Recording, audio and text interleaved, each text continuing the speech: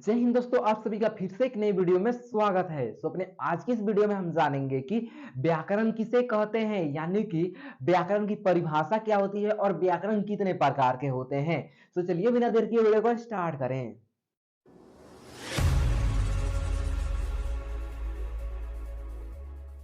तो यहाँ पर हम सबसे पहले जानेंगे कि व्याकरण किसे कहते हैं, यानी कि व्याकरण की परिभाषा क्या होती है। तो चलिए जानते हैं व्याकरण किसे कहते हैं। व्याकरण का परिभाषा हो जाएगा, व्याकरण एक ऐसा शास्त्र है जिसके द्वारा किसी भी भाषा या शब्दों और वाक्यों के शुद्ध रूप का ज्ञान कराया जाता है। व्याकरण के अध्ययन से हम किसी भी भाषा को सही ढंग से बोलना, लिखना, पढ़ना, समझना आदि सीखते हैं। यानी कि हम कह सकते हैं व्याकरण एक ऐसा शास्त्र है, एक ऐसी विद्या है, एक ऐसा माध्यम है जिसके द्वारा हमें शुद्ध शुद्ध बोलना, पढ़ना, लिखना सिखलाया जाता है। वही क्या है जी, व्याकरण है। यानी कि व्याकरण एक ऐसा शास्त्र है, एक ऐसी विद्या है, एक ऐसा माध्यम है, एक ऐसा रास्ता है, जो भी आपका है, जिसके द्वारा हमें क्या होता है, शुद्ध शुद्ध बोलना, पढ़ना, लिखना सिखलाया जाता है। उसे हम व्याकरण कहते हैं।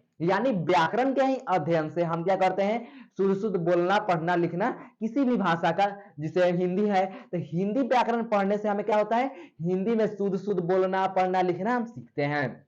तो यहां तक आपको समझ में आया। आखिर व्याकरण कहते किसे हैं, तो व्याकरण एक ऐसा शास्त्र है, एक ऐसी विद्या है, एक ऐसा माध्यम है जिसके द्वारा हमें क्या होता है, शुद्ध शुद्ध बोलना, पढ़ना, लिखना सिखलाया जाता है। उसे हम व्याकरण कहते हैं। क्या कहेंगे जी, व्याकरण कहेंगे। ठीक, आगे की ओर बढ़े तो आगे हमारा प्रश्न यहां पर बनता है कि व्याकरण कितने प्रकार के होते हैं। कई जगहों पर व्याकरण जो है कुछ प्रकार के, यानी कई जगहों पर 5 प्रकार के, कई जगहों पर 3 प्रकार के होते हैं। तो हम यहाँ पर 3 ही प्रकार को देखेंगे। तो व्याकरण जो है मुख्यतः, यानी मुख्य रूप से 3 प्रकार के होते हैं। कितने प्रकार के, 3 प्रकार के होते हैं। याद रखिएगा, व्याकरण जो है मुख्य रूप से 3 प्रकार के होते हैं। ठीक, अगर बात करें तीनों प्रकार कौन कौन से हैं, तो हमारा तीनों प्रकार हो जाएगा वर्ण विचार, शब्द विचार और वाक्य विचार। यानी वर्ण विचार पहला, सब दूसरा हो जाएगा शब्द विचार और तीसरा वाक्य विचार। वर्ण विचार, शब्द विचार और वाक्य विचार। अब आपके मन में एक ख्याल आता होगा कि आखिर ये वर्ण विचार है क्या, वर्ण विचार के अंतर्गत आता क्या है, शब्द विचार है क्या, शब्द विचार के अंतर्गत क्या आता है, वाक्य विचार के अंतर्गत क्या आता है, आप जानना चाहेंगे ना जी। तो चलिए इसे भी जान लेते हैं। आखिर शब्द विचार के अंतर्गत क्या आता है, वर्ण विचार के अंतर्गत क्या आता है, वर्ण विचार किसे कहेंगे। चलिए इन सभी टॉपिक पर एक एक करके इसे जानते हैं। ठीक, तो सबसे पहला हमारा यहाँ पर प्रश्न बनता है। प्रश्न क्या बनता है, प्रश्न बनता है कि वर्ण विचार किसे कहते हैं। क्या कहते हैं, वर्ण विचार किसे कहते हैं। तो यहां पर इसका परिभाषा हो जाएगा, व्याकरण के जिस भाग के अंतर्गत वर्ण, वर्ण के भेद, वर्ण का उच्चारण स्थान आदि का विस्तार पूर्वक, यानी वर्ण किसे कहते हैं, वर्ण कितने प्रकार के होते हैं, वर्ण का उच्चारण स्थान क्या है, किस वर्ण को मुंह के किस भाग से बोला जाता है, इन सभी का जिस भाग में अध्ययन करते हैं, यानी व्याकरण के जिस भाग के अंतर्गत इन सभी का अध्ययन करते हैं, वो हमारा वर्ण विचार है। समझ में आया, समझ में आया ना। अब बात करते हैं शब्द विचार किसे कहते हैं। तो ठीक इसी प्रकार शब्द विचार किसे कहते हैं जी, तो प्रश्न हमारा यह बनता है शब्द विचार किसे कहते हैं।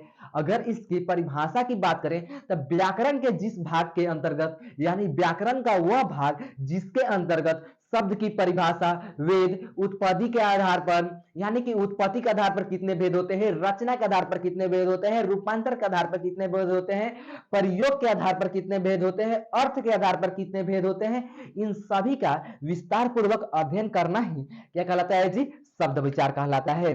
ठीक, अब बात आती है कि वाक्य विचार आखिर किसे कहते हैं। तो चलिए उससे भी जान लेते हैं वाक्य विचार होता क्या है। तो वाक्य विचार की अगर बात करें तो हमारा प्रश्न क्या बना, प्रश्न बना कि वाक्य विचार किसे कहते हैं। अब इसके उत्तर की बात करें तो उत्तर क्या हो जाएगा जी, तो व्याकरण के जिस भाग से, क्या जी, व्याकरण के जिस भाग से हम वर्ण, सॉरी, वाक्य, वाक्य की भेद, वाक्य की रचना, रूपांतर आदि का विस्तार पूर्वक अध्ययन करते हैं, उसे हम क्या कहते हैं जी? उसे वाक्य विचार कहते हैं। यहां तक आपको क्लियर हो गया होगा। यानी कि वर्ण विचार में क्या है जी? वर्ण किसे कहते हैं, वर्ण कितने प्रकार के होते हैं, कौन कौन है, वर्ण का उच्चारण स्थान क्या है, इन सभी का जिसमें अध्ययन किया जाए, यानी कि व्याकरण के जिस भाग के अंतर्गत अध्ययन किया जाता है वो हमारा क्या है जी? वर्ण विचार है। यानी अब शब्द के बारे में जहां पर अध्ययन हो, यानी शब्द किसे कहते हैं, शब्द कितने प्रकार के होते हैं, उत्पत्ति के आधार पर शब्द कितने प्रकार के होते हैं, रचना के आधार पर शब्द कितने प्रकार के होते हैं, रूपांतर के आधार पर, प्रयोग के आधार पर, अर्थ के आधार पर,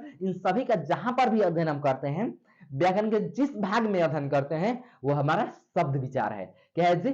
शब्द विचार है। और ठीक इसी प्रकार वाक्य विचार भी है। इसमें ज्यादा कुछ नहीं करना है, नाम से ही पता चल रहा है। मिलाइएगा, थोड़ा मोड़ा गौर कीजिए इस पर। जैसे कि हम बोल रहे हैं ना शब्द विचार, इस पर गौर कीजिए। यानी जहां पर भी शब्द की बात आए तो हमारा शब्द विचार, जहां पर भी वाक्य की बात आ रही है तो हमारा वाक्य विचार। वाक्य विचार में क्या है? वाक्य की परिभाषा, वेद, यानी वाक्य की परिभाषा क्या है, वेद क्या है, रचना रूपांतर के आधार पर वेद क्या है, आदि इन सभी का अध्ययन किया जाता है, जिसके अंतर्गत वह हमारा क्या है जी? वाक्य विचार है। समझ में आया? समझ में आया तो वीडियो को लाइक एंड चैनल को सब्सक्राइब कर लीजिएगा। चलिए मिलते हैं अपने अगले वीडियो में, तब तक के लिए जय हिंद, वंदे मातरम।